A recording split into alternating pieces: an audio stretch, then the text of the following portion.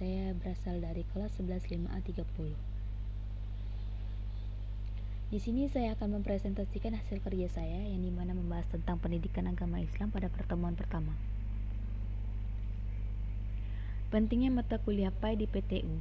Pendidikan agama Islam atau yang biasa disingkat dengan PAI di perguruan tinggi umum atau yang biasa disingkat dengan PTU merupakan kelanjutan dari pengajaran yang diterima oleh peserta didik atau mahasiswa mulai dari tingkat dasar, sekolah menengah pertama, dan atas. Namun berbagai persoalan muncul dalam proses pembelajaran PAI. Dengan belajar agama dapat memberikan tuntutan untuk mengerjakan apa saja yang harus dikerjakan dan apa saja yang tidak boleh dikerjakan, karena di dunia sangat banyak godaan syaitan untuk melakukan sesuatu yang dilarang oleh Allah Subhanahu wa taala. B. Mata kuliah PAI di PTU dilihat dari aspek historis dan filosofi. Berdasarkan aspek historis sejarah. Secara historis, pendidikan agama Islam pada masa sebelum kemerdekaan pada semua jenjang pendidikan tidak berada pada posisi yang diutamakan, bahkan bisa dikatakan disingkirkan oleh pihak penjajah, terutama pada masa penjajah Belanda. Setelah Indonesia merdeka, sebagai hadiah dari pemerintah serta karena keaktifan tokoh-tokoh umat Islam atau salah satunya ulama dalam upaya pemajuan umat Islam melalui dunia pendidikan, maka pendidikan agama Islam secara umum telah punya perhatian dari pemerintah. Berdasarkan aspek filosofis, Indonesia adalah negara yang berpendudukan mayoritas Muslim terbesar di dunia, sehingga pendidikan Islam selayaknya punya peran yang sangat signifikan dalam pengembangan sumber daya manusia dan pembangunan karakter unggul.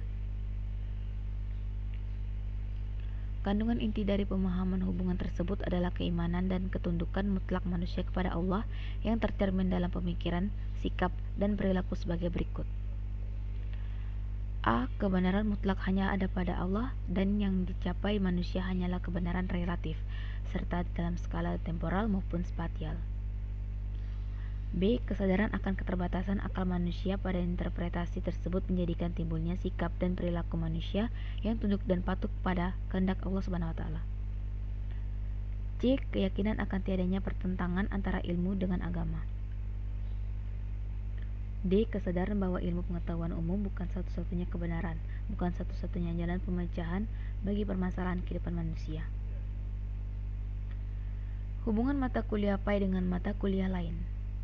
Idealnya mata kuliah PAI menjadi mata kuliah kunci dan terintegrasi secara fungsional dengan mata kuliah lain. Setidaknya mata kuliah umum tersebut dipelajari syarat dengan muatan moral agama, disesuaikan dengan tingkat dan jenis lembaga pendidikannya.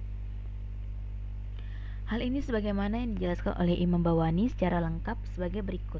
Kemungkinan banyak dan heterogennya fakultas atau program studi yang ada pada sebuah perguruan tinggi, maka perlu adanya penjabaran dalam kurikulum yang kemudian direalisasikan secara bertahap pada tujuan pembelajaran sehari-hari. Namun menurut Mas Tuhu, pada kenyataannya PAI masih menempati posisi pinggiran, teralienasi. Selain itu, mata kuliah PAI bukanlah mata kuliah keahlian, tetapi ia hanya merupakan mata kuliah umum yang bersifat melayani.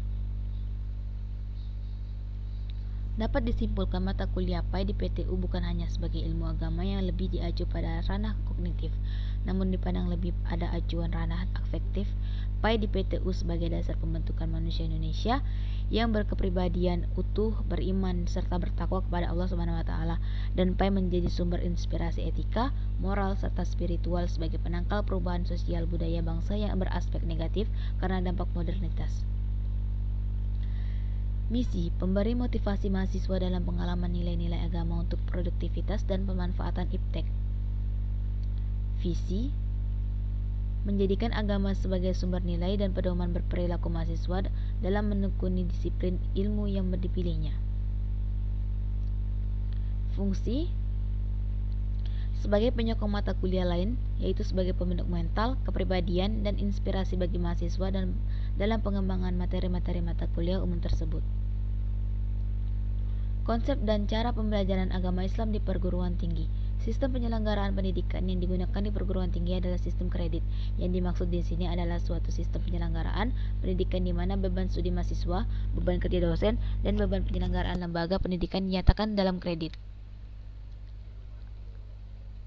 Untuk menyatakan besarnya beban studi mahasiswa di perguruan tinggi, digunakan sistem SKS atau Satuan Kredit Semester. SKS adalah satuan yang digunakan untuk menyatakan besarnya beban studi mahasiswa, besarnya usaha untuk menyelenggarakan pendidikan bagi perguruan tinggi, serta besarnya usaha untuk menyelenggarakan pendidikan bagi tenaga-tenaga pengajar.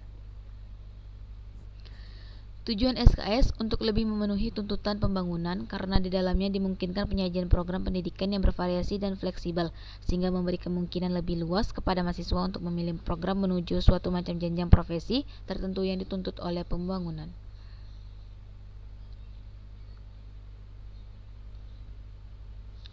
Tujuan dan fungsi PAI diajarkan di PTU. Tujuannya ialah suatu yang diharapkan tercapai setelah sesuatu usaha atau keinginan atau kegiatan selesai. Tujuan pendidikan bukanlah suatu yang berbentuk tetap dan statis, tetapi ia merupakan suatu keseluruhan dari kepribadian seseorang berkenaan dengan seluruh aspek kehidupannya.